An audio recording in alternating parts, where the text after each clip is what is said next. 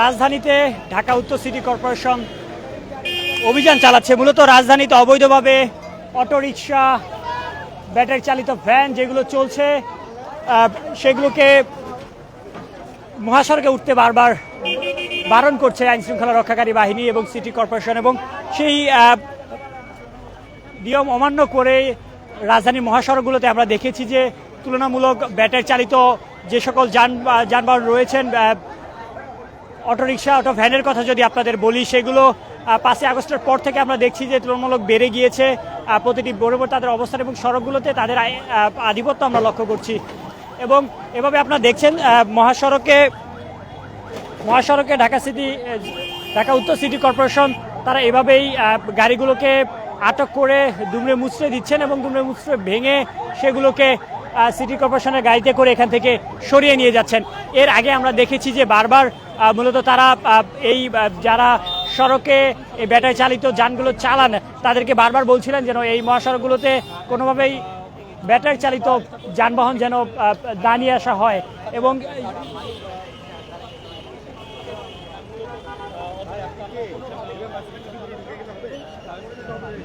এভাবেই ব্যাটারি চালিত রিক্সা, ভ্যানগুলোকে দুমড়ে মুচড়ে ভেঙে গাড়িতে করে নিয়ে এখান থেকে সরিয়ে যাচ্ছে। মূলত আমরা দেখছিলাম বেশ কিছুক্ষণ থেকেই এই মহাসড়কে, অর্থাৎ ধানমন্ডি থেকে মিরপুর যাওয়ার যে মহাসড়কটি রয়েছে, এই মহাসড়কে ঢাকা উত্তর সিটি কর্পোরেশন এবং তার পাশাপাশি এখানে আইনশৃঙ্খলা রক্ষাকারী বাহিনীর উপস্থিতি আমরা দেখছি।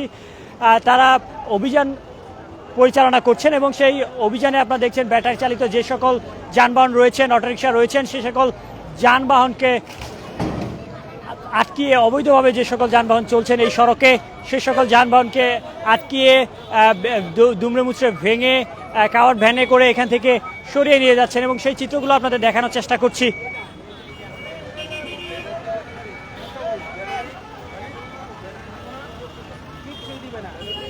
রাজধানীর মহাসড়কগুলোতে আমরা ব্যাটারি চালিত অটোরিকশা এবং ভ্যানের আধিপত্য লক্ষ্য করছিলাম বেশ কিছুদিন থেকেই। প্রতিটি সড়কেই যেন অটোরিকশার দৌরাত্ম্য বেড়েছে।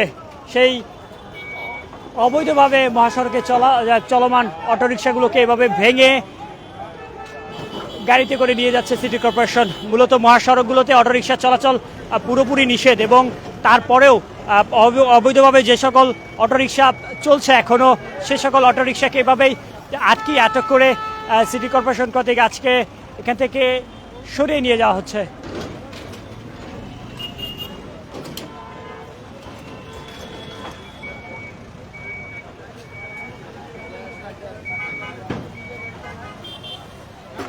আমরা দেখছিলাম যে বেশ কিছুক্ষণ থেকে এই অভিযানটি চলমান রয়েছে। এর মধ্যে বেশ কয়েক গাড়ি এখান থেকে ভাঙা অটো, ভ্যান, ব্যাটারি চালিত যে সকল অটো এবং রিক্সা রয়েছে, সে সকল রিক্সা এখান থেকে সরিয়ে নিয়ে যাওয়া হয়েছে এবং আরও বেশ কিছু অটো রিক্সা ইতিমধ্যে আটক করেছে আইনশৃঙ্খলা রক্ষাকারী বাহিনী এবং সিটি কর্পোরেশন থেকে। মূলত এই অভিযানটি পরিচালনা করছেন।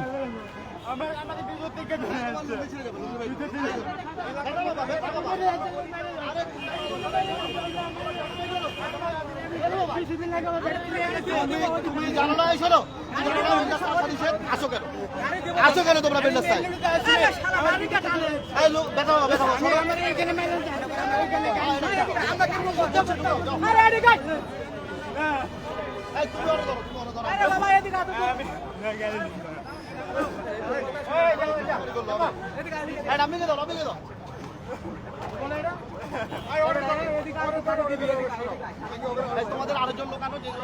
কোনোভাবেই গাড়ি ছাড়তে রাজি নয় অটো চালক এবং আবেগ কই থাকে তখন? আবেগ আমার মেনুর ভিতর থেকে ধরে আনছে। ভিতর থেকে কেন ধরবে? তোমার কি শত্রু? তোমার কি ওরা শত্রু? ভিতর থেকে কেন আনবে বলো? ভিতর থেকে ধরে আনছে। তোমাদেরকে বলা হয়েছে তোমরা বেল রাস্তা আসবে না। তোমাদেরকে বহুদিন ধরে বলা হয়েছে তোমরা বেল রাস্তা কেন আসো? তোমাদের কারণে কত পরিমাণ মানুষের ক্ষতি হয় এটা বলো। এই ওরে সরো, ওরে সরো, সরো, সরো। এই তুমি সরকারের কাছে বাধা দিও না, সরো। গাড়ি সরো, গাড়ি সরো। ব্যথা দিও না, ব্যথা দিও না, ব্যথা দিও না।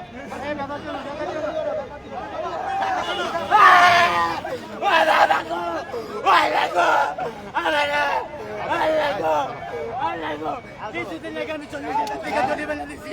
আমার একটা মেয়ে কিডনির অবস্থা, হাসপাতালে ভর্তি। আমি কি করব? আমি বাড়া গাড়ি তুমি চালাই। গলির ভিতরে চালাতে পারো না? আমি পাওয়ার গাড়ি চালাতাম, দেখেন এটি পাওয়ার গাড়ি চাপ।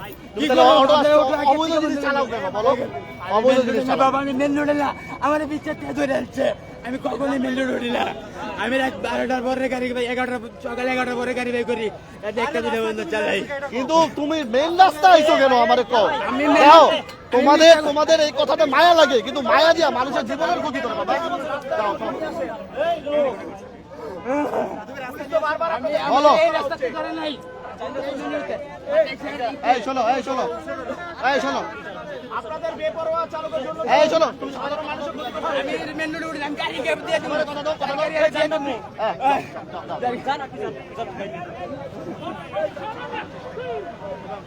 একজন চালক কোনোভাবেই তার রিক্সা ছাড়ছেন না এবং দেখছেন যে যারা এখানে চালক রয়েছেন, অটো চালক রয়েছেন, তারা বারবার তাদের রিক্সা বাঁচার চেষ্টা করছেন। তারা বলছেন আর কোনো দিন এভাবে তারা মহাসড়কে আসবেন না।